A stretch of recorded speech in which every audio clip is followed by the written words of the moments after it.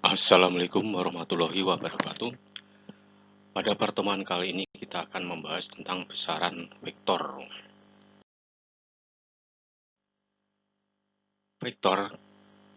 Besaran vektor kita bagi menjadi notasi vektor dan besar vektor, penguraian vektor, vektor satuan, operasi penjumlahan dan pengurangan vektor, penjumlahan vektor secara geometris dengan cara 1.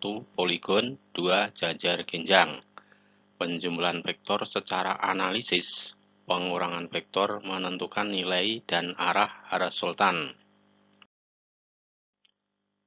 Besaran vektor. Notasi vektor dan besar vektor. A. Memberi tanda panah di atas huruf yang menyatakan vektor. Misalnya vektor OA. Vektor A. Vektor A besar. Yang B. Mencetak tebal huruf yang menyatakan vektor. Contohnya A, OA. Vektor F 100 Newton bergerak ke kanan. Jadi arahnya ke kanan. Vektor F 200 Newton arahnya ke kiri, bergerak ke kiri.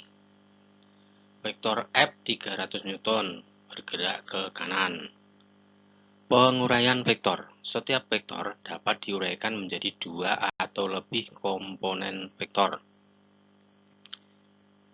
Misalnya vektor V membentuk sudut alfa terhadap sumbu X ya. Maka diuraikan menjadi Vx adalah komponen vektor pada sumbu X, Vy komponen vektor pada sumbu Y, di mana Vx sama dengan V cosinus alfa, Vy-nya sama dengan V sinus alfa.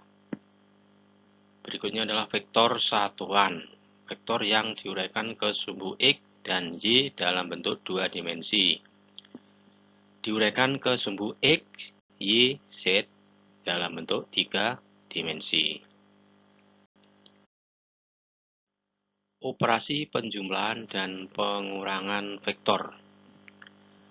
Penjumlahan vektor secara geometri atau grafis dibagi menjadi 2. Yang A cara poligon, yang B cara jajar genjang. Penjumlahan vektor secara analitis, yaitu menguraikan vektor menjadi komponen-komponen pada sumbu X dan sumbu Y. Menjumlahkan semua komponen vektor pada sumbu X dan sumbu Y. Menghitung besar dan arah resultan. Berikutnya adalah pengurangan vektor. Terus penentuan nilai dan arah resultan. A. Penentuan nilai dan arah resultan secara grafik.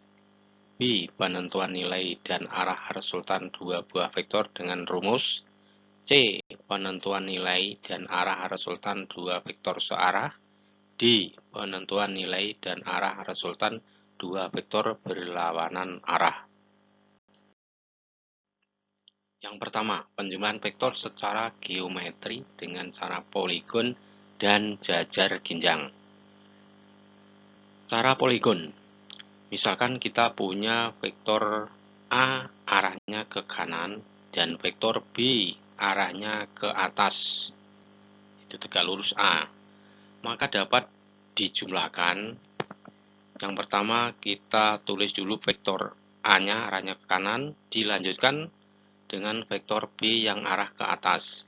Maka sisi miringnya itu adalah merupakan resultannya ya. Jadi R sama dengan A plus B. Yang berikutnya cara jajar genjang. Misalkan kita punya vektor A dan B juga, maka cara menjumlahkan vektor secara jajar genjang yaitu dibentuk menjadi jajaran genjang.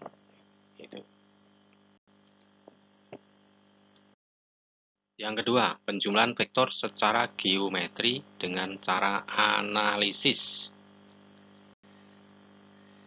Yaitu ada sumbu X dan sumbu Y, ada vektor V1, ada vektor V2. Yang pertama, Menguraikan vektor menjadi komponen-komponennya pada sumbu X dan sumbu Y. Menghitung besar komponen-komponen tersebut dengan persamaan Vx sama dengan V0. Saya ulangi, Vx sama dengan V cos alpha dan Vy sama dengan V sinus alpha. Yang B menjumlahkan semua komponen vektor pada sumbu X dan sumbu Y, yaitu Rx sama dengan sigma Vx sama dengan V1x plus V2x plus V3x dan seterusnya. Ry sama dengan sigma Vy sama dengan V1y plus V2y plus V3y dan seterusnya. Yang C menghitung besar dan arah resultan dengan persamaan, di mana R sama dengan akar dari Rx kuadrat ditambah Ry kuadrat. Dan untuk menentukan arahnya menggunakan tangen alfa sama dengan Ry per Rx. Yang ketiga, pengurangan vektor. Misalkan punya vektor A dan vektor B. Cara menggambar vektor C sama dengan A plus min B sebagai berikut. A menggambar vektor A lalu menggambarkan vektor min B dengan pangkal di ujung vektor A. Yang B membuat garis hubung dari pangkal vektor A ke ujung vektor min B. Vektor C telah tergambar dengan baik. Yang keempat, penentuan nilai dan arah resultan. Penentuan nilai dan arah resultan secara grafik. Nah, jadi dibuat grafiknya. Yang berikutnya, penentuan nilai dan arah resultan dua vektor dengan rumus, di mana R sama dengan akar dari V1 kuadrat plus V2 kuadrat plus V2 V1 V2 kosinus alfa. Sedangkan arah vektor dapat ditentukan dengan rumus sinus, yaitu V2 per sinus alfa sama dengan R per sinus beta sama dengan V1 per sinus gamma. Penentuan nilai dan arah resultan. Penentuan nilai dan arah resultan dua vektor searah. Misalkan vektor V1 arahnya ke kanan lebih panjang dan vektor V2 arahnya ke kanan tapi lebih pendek.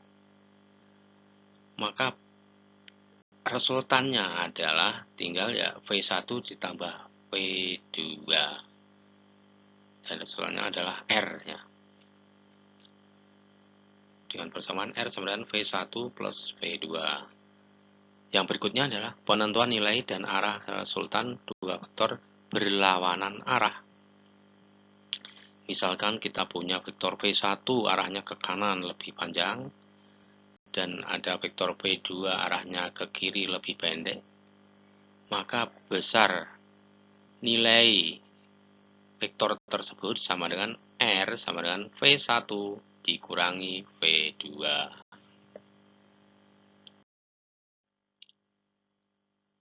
Berikutnya adalah kita membahas tentang contoh soal. Dua vektor yang sama nilainya yaitu A mempunyai resultan sebesar A juga. Maka besar sudut apit antara kedua vektor tersebut adalah. Maka kita gunakan rumus R sama dengan akar dari A kuadrat plus B kuadrat plus 2AB kosinus alfa. Di mana R dengan A dan B adalah sama, yaitu A. Maka R-nya sama dengan A, sama dengan akar dari A kuadrat plus 2A kuadrat cos alfa. A kuadrat sama dengan 2A kuadrat plus 2A kuadrat kosinus alfa. A kuadrat sama dengan 2A kuadrat dalam kurung 1 plus cos alfa. Maka A kuadrat dibagi 2A kuadrat sama dengan 1 plus cos alfa. Jadi setengah sama dengan 1 plus cos alfa. Maka cos alfa sama dengan setengah dikurangi 1. maka cos alfanya sama dengan min setengah. Cos alfa sama dengan min setengah, berarti alfanya adalah 120 derajat. Contoh berikutnya, dua vektor 24 satuan dan 7 satuan membentuk sudut saling tegak lurus. Maka selisih dua vektor tersebut adalah, itu dengan rumus R sama dengan akar dari A kuadrat plus B kuadrat min 2AB kosinus theta. Jadi sama dengan akar dari 24 kuadrat ditambah 7 kuadrat dikurangi 2 kali 24 kali 7 kali cos 90 derajat. Nah, di sini cos 90 derajat itu kan sama dengan 0, maka sama dengan akar dari 24 kuadrat ditambah 7 kuadrat. Sama dengan akar dari 576 ditambah 49. Sama dengan akar 625. Maka sama dengan 25 satuan. Contoh berikutnya, ini adalah gambar sumbu X dan sumbu Y. Ada vektor F1, F2, F3. F1-nya arahnya ke kiri yang besarnya 2 Newton. F2-nya membentuk 53 derajat terhadap sumbu Y, ya. Berarti 37 derajat terhadap sumbu X. Terus F3-nya adalah searah dengan sumbu Y. Maka untuk mencari resultannya, kita cari dulu sigma Fx-nya, berarti sama dengan F2X dikurangi F1. F2X sama dengan F2 cos 37 dikurangi F1. F2-nya 10, cos 37 dikurangi 2.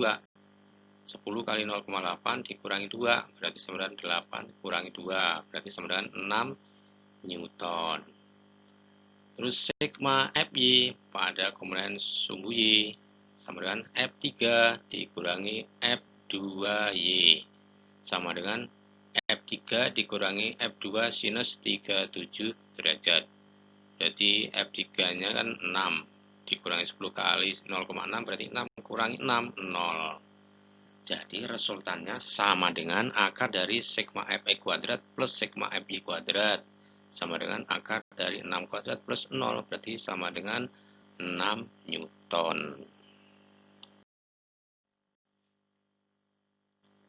Sekarang kita lanjutkan tentang soal latihan. Yang pertama adalah dua vektor gaya F1 sama dengan 10 Newton dan F2 30 Newton terletak dalam satu titik tangkap. Hitung resultan gaya jika sudut antara F1 dan F2 adalah 60 derajat. Maksudnya 60 derajat ya. Terus yang kedua, dua vektor kecepatan masing-masing F1 sama dengan 20 meter per sekon dan F2 sama dengan 5 meter per sekon terletak dalam satu titik tangkap dan membentuk sudut 60 derajat. Tentukan resultan jumlah dan resultan selisih vektor tersebut. Yang ketiga, hitung besar resultan vektor gaya pada gambar berikut. Nah, gambarnya ini adalah sumbu X dan sumbu Y. Ada vektor F1 20 Newton membentuk sudut 30 derajat terhadap sumbu X negatif. Terus F2-nya 10 Newton membentuk sudut 60 derajat terhadap sumbu Y positif. Terus F3-nya searah dengan sumbu Y negatif sama dengan 15 Newton.